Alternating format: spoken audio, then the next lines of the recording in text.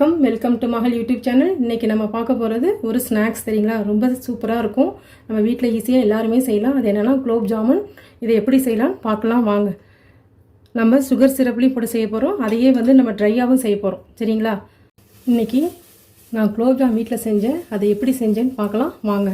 அதுக்கு first stove on பண்ணிவிட்டு ஒரு கடாய் வச்சுட்டு அதில் இந்த கிளாஸால் 3 கிளாஸ் தண்ணி அதில் நம்ம எடுத்துக்கிறோம் பாகு காய்ச்சறதுக்கு. இந்த டம்ளரால் அளந்து வச்சிருக்கிற 3 கிளாஸ் தண்ணி. சரிங்களா, இதை நம்ம இதில் விட்டுறலாம்.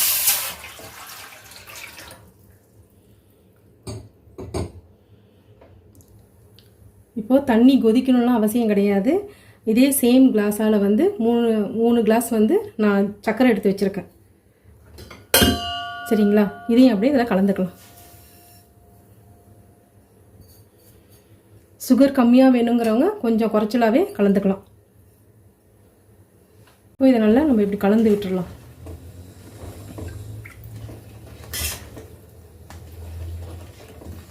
இப்போ இந்த சர்க்கரை தண்ணியில் நல்லா கரைய வரும்பொழுது நல்லா கொதிக்கும். சரிங்களா, அப்போ கொதித்து வரும்பொழுது அதில் இருக்கிற அழுக்கெலாம் வரத்துக்காக ஒரு 2 டீஸ்பூன் நம்ம காய்ச்சின பாலை நம்ம அதில் விடுறோம். இதை விடும்பொழுது என்ன ஆகுதுன்னா நல்லா கொதித்து வரும்பொழுது இந்த அழுக்கெலாம் வரும், மேலே அந்த அழுக்கெலாம் வரும், அதெல்லாம் நம்ம எடுத்துடலாம். இப்போ நல்லா கொதிச்சு வரும்பொழுது இங்கே பாருங்கள், இந்த அழுக்கு வருது பாருங்கள், இந்த அப்படியே நம்ம எடுத்துடலாம். அதுக்காக தான் நம்ம இந்த பால் ஊற்றுறது. சரிங்களா, இது நல்லா 10 மினிட்ஸ் நல்லா கொதிக்கணும்.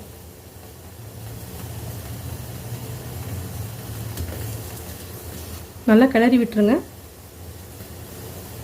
இப்போது பாகு நல்லா கொதிச்சிட்ருக்கு. இப்போ அதில் 175 கிராம் நம்ம குலோப் ஜாமுக்கு நம்ம பவுட்ரு எடுத்துருக்கோம். சரிங்களா, இதில் கொஞ்சம் பால் விடுறோம்.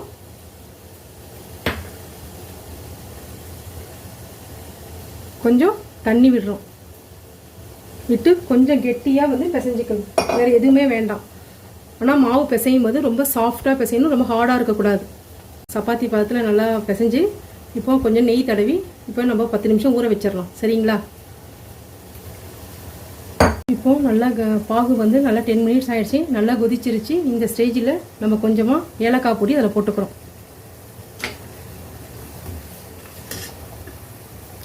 இப்போ நம்ம ஸ்டவ்வை ஆஃப் பண்ணிடலாம். இப்போது குலோப் ஜாமுன் நம்ம பொரிச்சு எடுக்கிறதுக்கு இப்போ ஒரு கடாய் வச்சு அதில் எண்ணெய் போட்டிருக்கேன். ஆனால் இதை நம்ம சிம்லேயே தான் வைக்கணும், ஹையில் வைக்கக்கூடாது. சரிங்களா, ரொம்ப சிம்மில் தான் இருக்கும், லைட்டாக தான் இருக்கணும், லோவாக தான் இருக்கணும். அதுக்கு இப்போ இந்த இதை இது மாதிரி உருட்டி வச்சுருக்கிறேன் மாவை. இதை நம்ம இப்போ அதில் போட்டுடலாம். ஃபஸ்ட்டு எண்ணெய் காஞ்சிருச்சான்னு பார்க்கலாம்.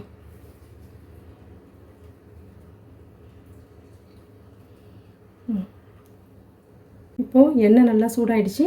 இதில் நம்ம உருண்டையை நல்லா உருட்டி போடலாம். சாஃப்டாக தான் உருட்டணும். தெரியுங்களா, ரொம்ப ஹையாலாம் இருக்க, ரொம்ப டைட்டாக பண்ணக்கூடாது, ரொம்ப சாஃப்டாக பண்ணணும்.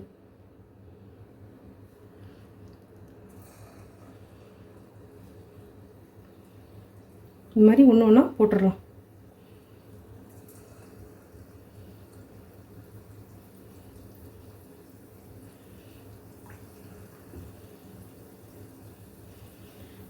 ரொம்ப ஹையாக வச்சிங்கன்னா மேலே மட்டும் ப்ரௌனாக இருக்கும், உள்ளெல்லாம் வேகாமல் அப்படி உருண்டையாக இருக்கும். அதனால தான் சிம்மில் வைக்கணும்.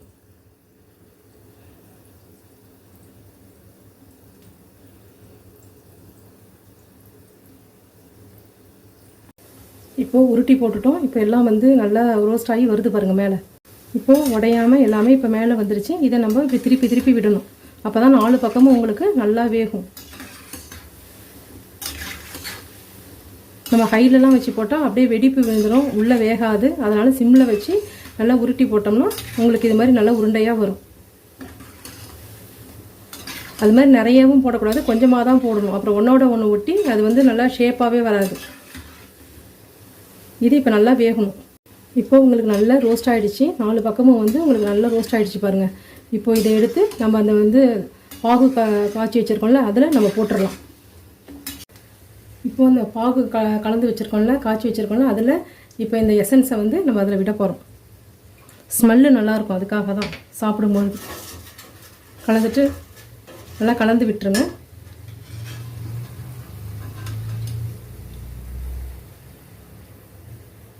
இப்போ நல்லா பொரிச்சு எடுத்துட்டோம். இப்போ நம்ம இந்த சிரப்பில் சேர்க்க போகிறோம்.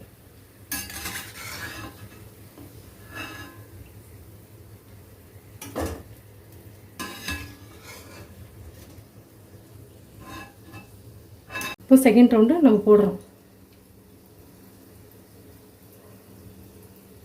இப்போ இதில் போட்டுட்டோம். இதை நல்லா இப்படி கலந்து விட்டுட்டு கொஞ்சம் நேரம் ஊறட்டும்.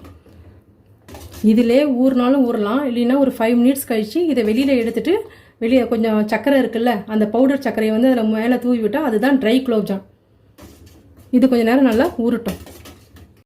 இப்போது சுகர் சிரப்பில் போட்ட குலோப்ஜாமும் ட்ரை குலோப்ஜாமும் ரெடி ஆகிடுச்சு. நீங்களும் ட்ரை பண்ணி பாருங்கள். ரொம்ப ஈஸியான ரெசிபி தான். பிடிச்சிதான் லைக் பண்ணுங்கள், ஷேர் பண்ணுங்கள், சப்ஸ்கிரைப் பண்ணுங்கள். தேங்க்யூ.